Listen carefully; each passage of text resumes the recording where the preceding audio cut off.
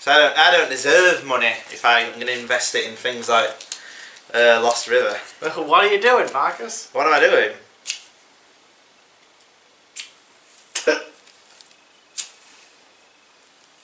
Starting to. Well, I don't deserve money if I'm going to buy things like Lost River. So I'm going to set this £5 note on fire. You're crazy. I am crazy, but not as crazy as Ryan Gosling for making this abysmal film. What? Oof, gotta hold on to set the fire alarm off. What film did we just watch, Chris? We watched the David Lynch fan film. Oh yeah, Lost River. Oh, directed by Nicolas Refn. Yes. Or should I say a disciple of Nicolas Refn. Yeah. Ryan Gosling. Ryan Gosling. Star of such films as The Notebook. Yeah. And The Place Beyond the Pines. Yes. Oof, where do we begin with this film? So, Lost River was a film that debuted at Cannes, I think either a year, maybe a couple of years ago, and was routinely laughed at and booed. Understandably so. Understandably so. So, the film apparently was re-edited slightly. They took out some scenes. Apparently Matt Smith's worst scenes were cut out. But now it's arrived to UK homes. I say homes because it wasn't actually given a theatrical release in the UK. So we only get to see it in this DVD here. So, what did you... Well, first, what happens in Ryan Gosling's, Nicolas Refn's, David Lynch's Lost River? You can say Lost Highway then. Yeah. Well, I think the actual concept of Lost River is quite a good idea. Okay.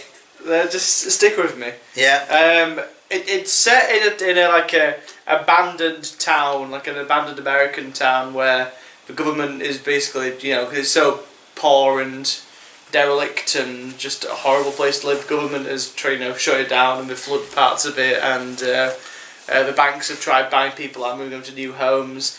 But the mother, who played Billy, played by Christina Hendricks. From Mad Men fame. From Mad Men, yeah. Doesn't want to move due to some kind of family commitment. She doesn't want to move because she feels connected to the house. Yep. My grandmother lived here. I was raised here. It's a shithole and I'm going to die in a shithole. And she lives with her two sons. One's like a little boy and the other's like a 20-something-year-old. Called somebody. Bones. Bones, played by somebody. Played by a slab of sentient brick.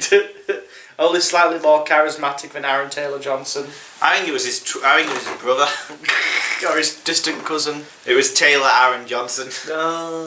Yes. So Christina Hendricks goes and she goes to the bank people and she's like, I'm not going to move. And I'm like, oh, okay, well, if that's the case, then we've got a job for you. You can work at our sex kind of fetish. Sex fetish nightmare hole. Called the Big Bad Wolf, which even has a door, which is a big bad wolf. Yep. At the same time, Bones is in a conflict with a character called Bully, who's the neighbourhood bully, played by Matt Smith of Doctor Who fame. Yep. Who probably will never work again now he's finished Doctor Who and has been in this. Nope. And that's pretty much it. Yeah, it is very plot light. A lot of shots of people doing this. If you thought Only God Forgives was aimless, oh yes, you ain't seen nothing. If your only criticism of Only God Forgives was that the characters were too expressive and there wasn't enough, there wasn't enough neon, this film may be the perfect film for you. If you're out there and you watched Only God Forgives and you thought, God, this is too crowd pleasing, can he not make something a bit more ambiguous and arty? Well then, I've got a film for you. It's called Lost River. So, Lost River, stylistically, is hugely in debt to Nicolas Refn, and hugely in debt. And this we theorise obviously comes from the time that Ryan Gosling spent working with Nicolas Refn on kind of almost certainly Drive is one of the films that made Ryan Gosling's name. He was massive before that for The Notebook. Yeah, but he's He not wasn't really... an acclaimed actor. He's seen as like a bit of a... Yeah, he's not really been anything like great. But Drive is one that kind of pushed him into more of a critical eye before, actually, maybe. He was in the acclaimed drama Half Nelson, where he played a drug addicted teacher. He was in acclaimed stuff before, but not like... Not the same breakthrough degree as... stuff, no. I would call Drive a cult breakthrough. Yes. Ryan Gosling kind of got put kind of on the map. Yeah. He's not really done anything with it. No. He followed up his work of... And Drive is a great film. If you've not seen Drive, Drive is a really, really great Drive film. is the kind of film Lost River wants to be, yeah. but isn't. And then, following that, he worked with Nicolas Refn again to make Only God Forgives, which I like. I think Only God Forgives is a really good film, but it gets a lot of understandable hate. I can understand why people really don't like the movie. Yeah. The film is sort of a ridiculous sort of revenge thriller. It's got stuff to recommend, it looks amazing. There's some great moments. Great moments, but it is very, very ridiculous and you have to sort of go with it. It's very self-serious. Yeah. It's perfectly understandable why a lot of people hated it, but yeah. absolutely 100%. But that's kind of the reasons why a lot of people hate it. There's a lot of reasons why I like it. Yeah. I like how laboured and slow it is, and I like how the violence is done kind of from a distance. And no, there's plenty of great scenes. No, I really like Only God Forgives. I think it's a good film. But Drive is... see, it's weird with Drive because Nicolas Refn wasn't going to make the film. No, it's a replacement, yeah. Yeah. So Ryan Gosling was going to star in it. It was his vehicle, and we got a director, and he left. And so, kind of, please, Nicolas, can you help me finish this film? I was like, okay. So it's actually, Drive is a lot more commercial than Nicolas Refn's other films. And then the reverse happened on Only God Forgives. Nicolas Refn was prepping his own film, and the original actor understandably left the project. So he was like, oh Ryan, can you do me a favour and come in? So because of that, Ryan Gosling's debut feature feels hugely indebted to the works of Nicolas Refn and David Lynch. And Terrence Malick in its use of voiceover. Yeah, and kind of pastoral, kind of, I don't know how to describe it, natural sort of America. Yeah. It feels like it's almost parts of it, like especially the relationship between the Bones character and Rat, whoever the Charis Raffoff on, or whatever she's called. The name, yeah. Well, hold on, her name will be on here. Saros Oronen, yes. Her character, some bits of that felt a lot like Badlands. Yeah. But Badlands directed by an idiot. Yeah. Or Natural Born Killers, as it's... No, but... So you liked Only God Forgives. You must have loved Lost River. I hated it. You hated it? I hated it. It was awful. It was an awful film. Because Only God Forgives is a very difficult, slow film. But at least in Only God Forgives there's a clear through line. And that's a man trying to deal with his overbearing mother. Yeah. And that's the through line of the film. And he expresses his hatred and his repressed sexuality that his mother's inflicted on him through violence, and so at least there's a through line. It makes some kind of semblance of sense, and the style kind of suits it. But oh my God, Lost River there's nothing in the film. It's literally vapid. It's like looking at a painting of some fireworks, and it looks amazing. And then you step to one side and you see that it's just a 2D painting. Yeah, that's very good. Well, as you said, the ideas aren't terrible. The idea of exploring post-recession America is good. Yeah. It's just that he takes it in a completely bizarre way. He does it in a way where it's all style, no substance. Yeah. And none of the characters have any depth to them, so why should I care that this Billy character is losing a house when she basically just looks like this? If you love shots of characters doing nothing, staring into the camera, what's it called? Motorbikes go past them, or where they get lit by petrol station lights, you'll love this film. And neon lights. Yes, neon lights. Neon lights are everywhere. Yeah. But the But I was saying this, it almost feels like two different films. Yeah. One film is about a boy struggling with the neighbourhood bully in a really difficult, horrible environment. So, you know, like what we call a kitchen sink drama. Yeah.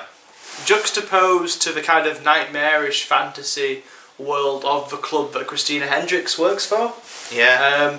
In the weirdest, it's a really weird club where it's like a fetish club and they recreate violent acts and presumably people get off on it. There's a really weird scene where Christina Hendricks like cuts her face off. And is it like makeup? Yeah. I mean, like. Or maybe it isn't. Maybe It's meant to have like a dreamlike edge to it, yeah. You see, that's the problem. You don't do a kitchen sink drama story about kind of post-recession America in like a fantasy dreamlike logic. Well, it doesn't really make it nullifies what he's trying to say, doesn't it? Yeah, exactly. Yeah. Like you can't say like this is what it's like in real America. Oh, but it's also a dream. Exactly. It doesn't make any sense, does it? No. And it would help if you can't empathise with the characters. Not So at all. it's more than it's too abstract. Yeah. Like you can't really feel the weight of what's happening because there's just no reason to. Yeah. Like why should I care if this annoying guy who just stands around like that beats Matt Smith's character's the most lively one in the film. That's it. No, What did you think of Matt Smith's performance? I loved it. It was one of the only highlights of the film. I think Matt Smith clearly thought he was doing like an amazing performance, and it was like, you know, it was groundbreaking and shattering by how crazy he was, and he was really scary. But oh my god, he's awful. He's awful. He's absolutely awful. Yeah. He tries to do like an American accent, and it fails, and he tries to be intimidating, but it's Matt Smith. Yeah. And he's not intimidating at all.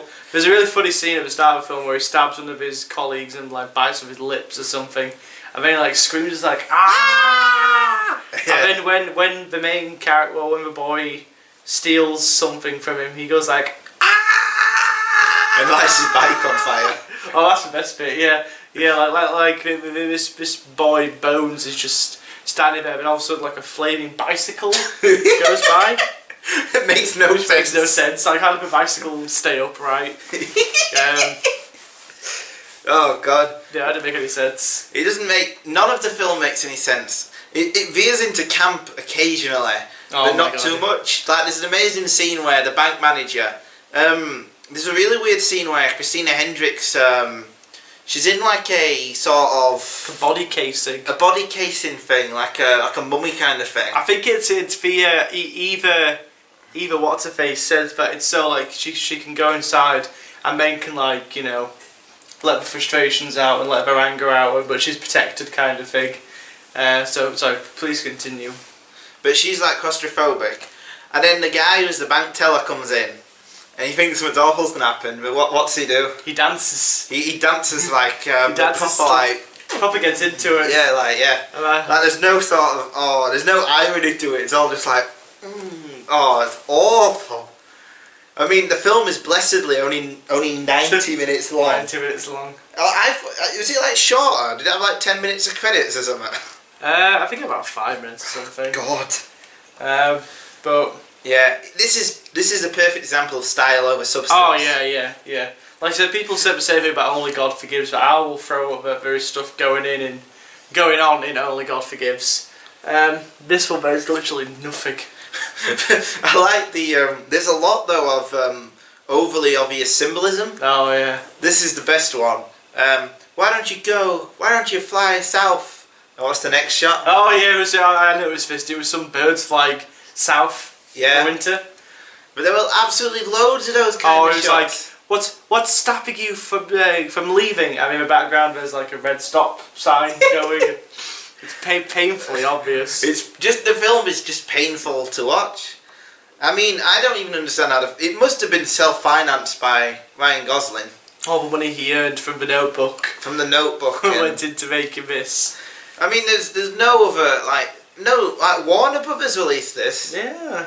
That's just bizarre. I mean. Also, I found it weird that the opening titles chose to focus on the little boy. The little boy. Did you remember? Yeah. And like That's got nothing to do with it. I almost felt like the opening of Boyhood. It took 12 years to make. Yeah.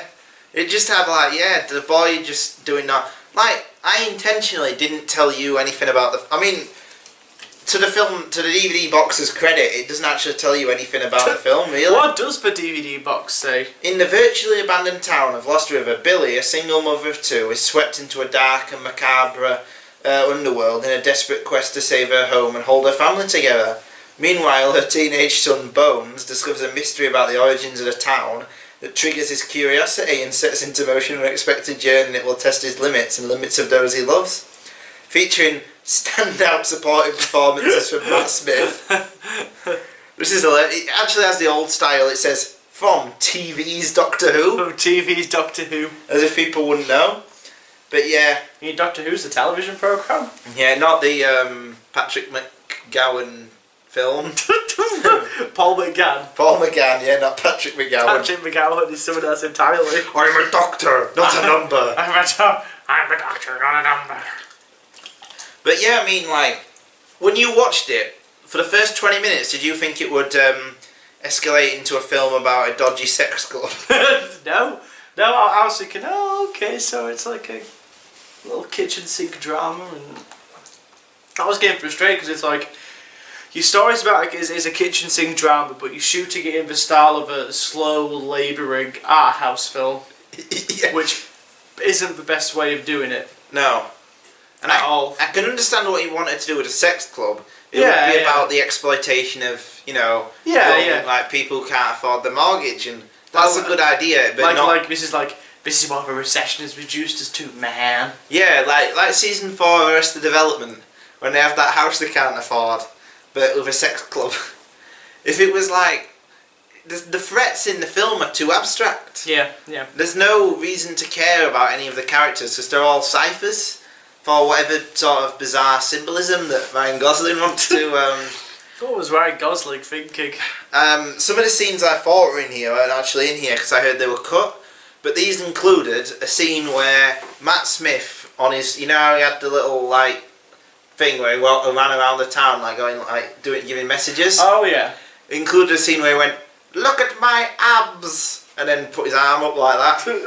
And a scene where Christina Hendricks cut her like breasts off. Oh. In the sex club, like we only saw that one where she cuts like. It feels like a really cut down film. Apparently, they shot 200 hours of footage. I imagine there were about 17 hours of like Christina Hendricks in the back of that taxi. Oh, that's great.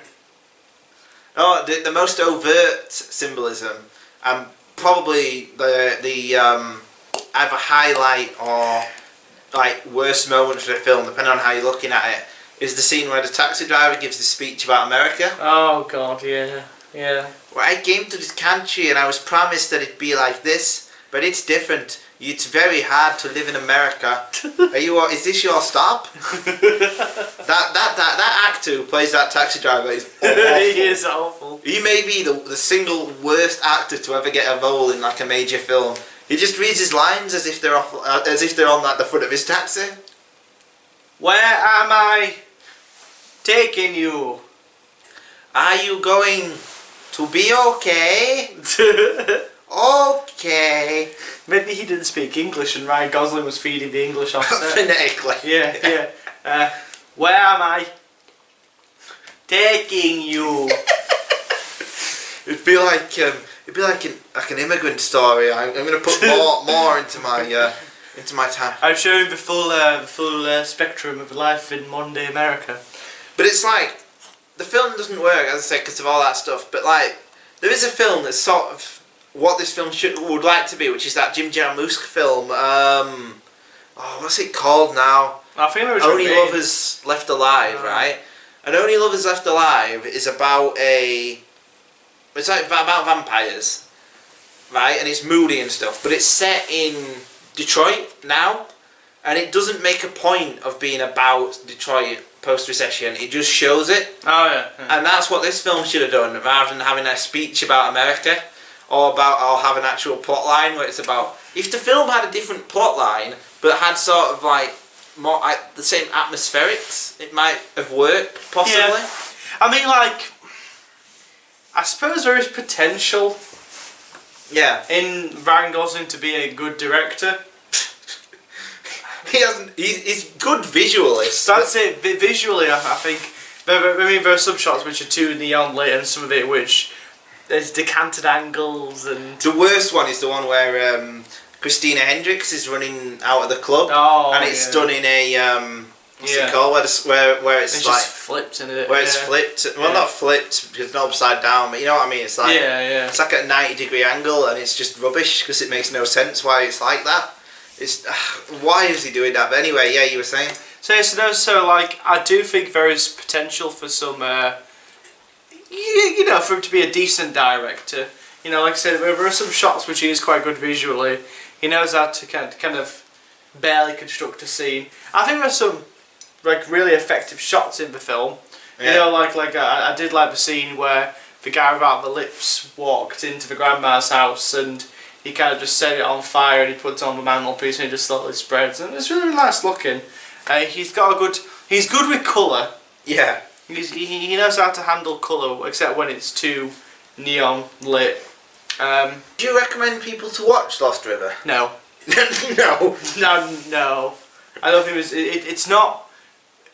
It's got some occasionally really, really funny moments. I thought it was worth 90 minutes of time. Yeah. As film fans, I think it's worth a watch. Yeah. If you're a casual person and you see the DVD in Asda, just go to the bargain section and pick up Drive instead, and just watch Drive. You'll get a more satisfying experience. But if you followed Ryan Gosling's career, if you've watched Drive and you've watched Only God Forgives, I think then there's some merit because it'll make you appreciate them films more. That's true. Only God Forgives, I'm not a big fan of that, but it's a masterpiece compared to this. Yeah, definitely. It has a good sense, but like Ryan Gosling, you were saying, like being a director though, he has no sense of pace or tone. No, that's it. Yeah, he's only really good with colours, which isn't enough really. I mean, this film is just a bizarre vanity project. Like, it looks expensive. The money they must have funneled into this must have been.